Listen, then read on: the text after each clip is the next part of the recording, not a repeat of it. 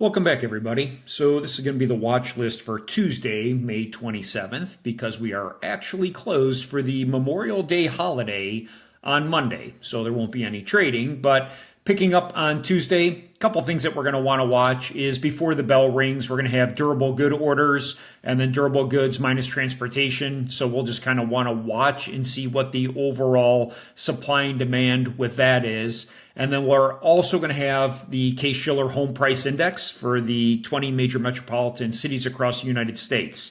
So what they're going to look for is specifically, are housing costs going up or down, which is a key contributor to inflation, and then also number of homes that are coming on the market. So they'll be looking for overall signs of strength or weakness in the housing market. And then at 10 o'clock, the market will be open. We're going to have consumer confidence. Now, clearly, they're anticipating for May that the median forecast is going to be 86.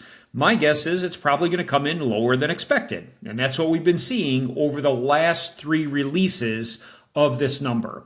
Going into Wednesday, we don't have anything, but what I will caution you on is that typically when they're going to release the FOMC meeting minutes, the market's going to try to look through and see, is there anything that they can possibly find in writing that they didn't pick up in the overall speech by Powell over the last 30 days. So as you get closer to this time frame, the market will typically be choppy. You might get a little bit of a blip one way or the other, but by then, hopefully you're done trading by then. Thursday and Friday are going to be some of the more important numbers. Thursday, we're going to have jobless claims and we're going to have GDP, which is going to be the first revision to see, is it really in line with what was originally reported? And then we're also going to look at pending home sales and then a whole bunch of Fed governor speak. And sometimes on days like this, it could just create a lot of chop within the market.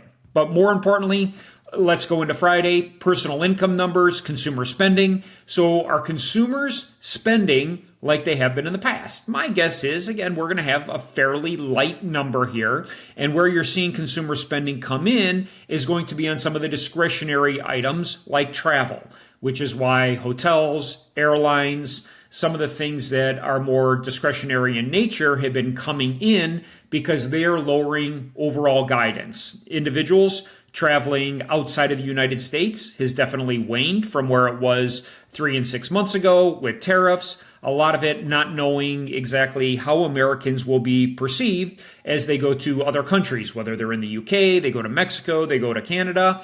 And then likewise, we will see the overall amount of travelers coming into the United States dramatically decreasing. And a lot of that, again, just has to do with political rhetoric more so than anything else. We also are going to have PCE, so we're going to want to watch these numbers from the overall index as well as the core itself. And then we're going to have the trade balance in goods. We all know that that's going to be a negative number. We know that incoming goods and services from other countries is down, at least with containers, by 30 to 35%. And then watching overall what's happening with retail inventories, wholesale inventories, and did businesses literally stock up on goods and services pre-tariff announcement? And then now post-tariffs, are they still importing goods and services? My assumption would be the answer is no. Nobody wants to pay a tariff of 175% or 50% and then have the tariff go away. Now the risk is, right, tariffs could still go higher and then they're not going to have any goods and services to sell. So it's going to be a fine line, I think, that retailers are going to be walking until we can put all of this behind us. And then again, we're going to have the overall Chicago Business Barometer, typically not a big market mover, but then final consumer sentiment is going to be the final data point of the actual week. So we'll keep an eye on those things. When I go back and look at the prior week's activity, I'm going to start with ES. So if you're not charting the futures, I would highly encourage you to do so. I watch this on typically a 5-minute time frame to say, can we hold a price level to move higher to the next liquidity level? And then can we hold that to go up? And then when we fail it, you'll see exactly what's happening. We break below, retest, and a push lower. So we really need to get above 58.1475 on the futures for ES or SPY to go higher. And then when I watch overall NQ, Sorry about that. Can't type in a ticker. You actually got to click on it. Same thing here. We're holding 2938.50. You'll see how we were trading between the bands. Then we move up to the next band. We move up to the next band. And then when we fail, we are back down heading lower. So let's kind of watch and see what happens over this weekend. Now, it is a long holiday weekend, so we're probably not going to see any major movement until probably Monday evening, Tuesday morning. But you never know what tweet might come out of the administration. Let's take a look at where we're at in SPY. I'm literally between levels, pretty much a good balance here of buyers and sellers, which is why we're just hovering between these ranges. You will note we have more sellers above on a 3-hour and 45-minute time frame than we have buyers on a lower, which is only 45 minutes. So if we fail 577 and the overall futures is weak, then we are going to start to move back down toward this gap fill. The gap fill I only do on a daily basis, and what I did is I adjusted it to include the market open. So I typically don't use pre-market activity for my gap fill. Reason being is that the volume is exceptionally low. There's not a lot of people trading or buying SPY or QQQ in the pre-market. So I really want to use a number that's representative of the overall volume to get a depth and breadth on the indirection one way or the other. Let's take a look at QQQ. Qs, we clearly pushed up into the gap that was left. So this candle high is going to be 511.84. So I'll want to adjust this on the high side to 511.84. Okay, so we can actually bring this up. 511.84. You will see there's pretty much the gap is going to be considered closed. We only have about 40 cents. So you can decide whether or not you want to keep it or get rid of it. It won't act as a huge magnet when it's only, off by about 50 cents to $1. But I'll go ahead and leave it just for a reference point. You can see where they were pushing up to it and then failing. But if we can get above this sell order block, we could definitely fill this gap and go back up to 514, 515. Let's look at a couple names in the news. So Apple, now subject to a 25% tariff.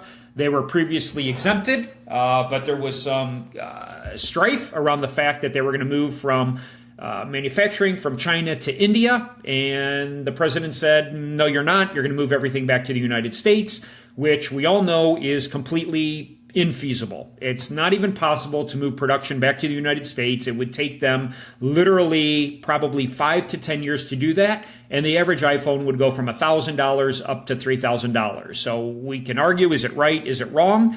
Apple's best bet is probably just to sit where they're at, pay the tariff, let the administration change in 3 years, and then the entire economic environment could be totally different. Now, he did pledge, Tim Cook, to advance over $500 million into AI and into the U.S. economy. But as of late, it was good. Now it's not good. So right now, I think Apple is a no-touch. I'd probably be looking for it to stay within the price range. So look for a reject at 198 and a bounce at 192.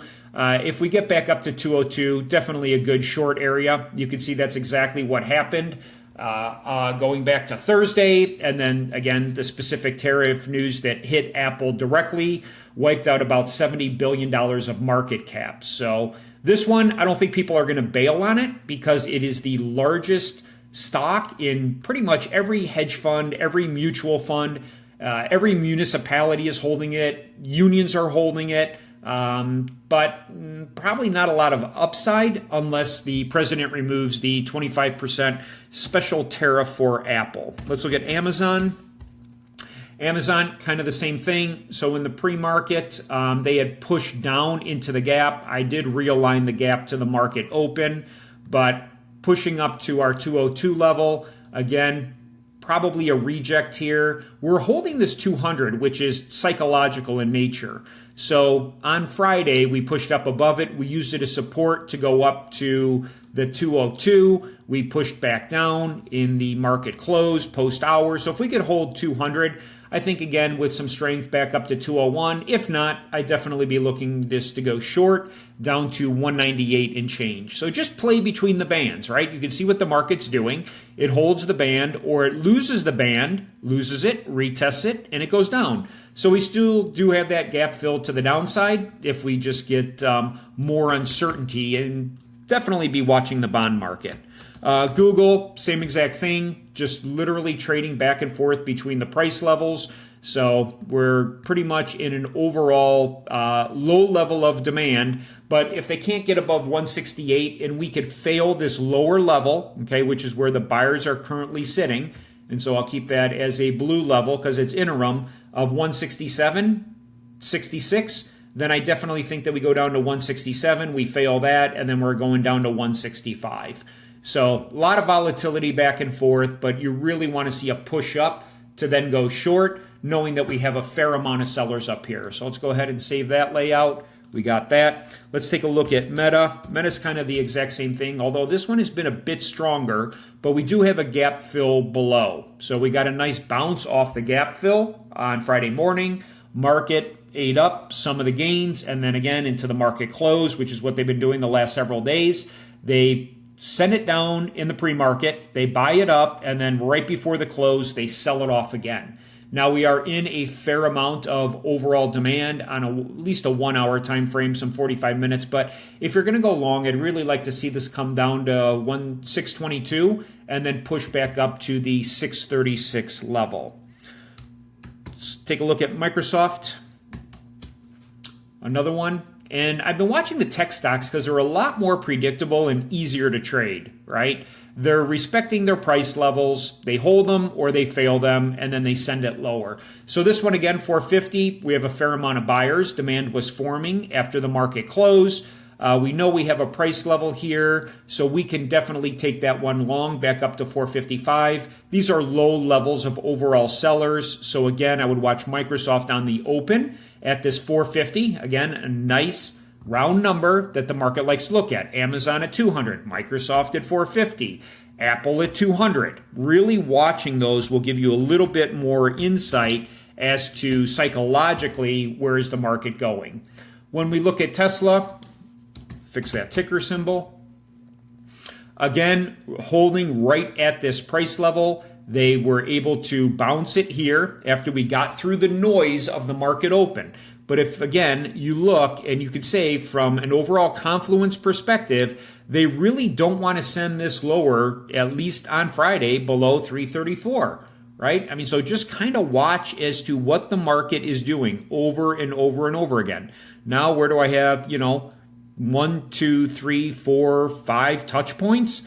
It shows you that on a 5-minute time frame, they really don't want this to go lower. So as the market recovers, this is your signal that once you get above 336 and you can hold it and QQQ is turning, you could then go long, right? And we're going long to the next price level. They reject it, they retest it, and they go to the next price level, again into the market close. Then they sold it to the downside. Let's take a look at NVIDIA. They have earnings coming up this week, so this will be very crucial for the overall market. But we are between price levels, 130 and 132. So let's just wait and see how this thing opens. I don't know that they're going to be able to push it all the way back up to the 140 or 150 area. So the one thing I am watching is maybe doing selling a call spread and selling maybe the 140s and then buying the 150s against it, with my risk being that they try to push it and close all the way above 152.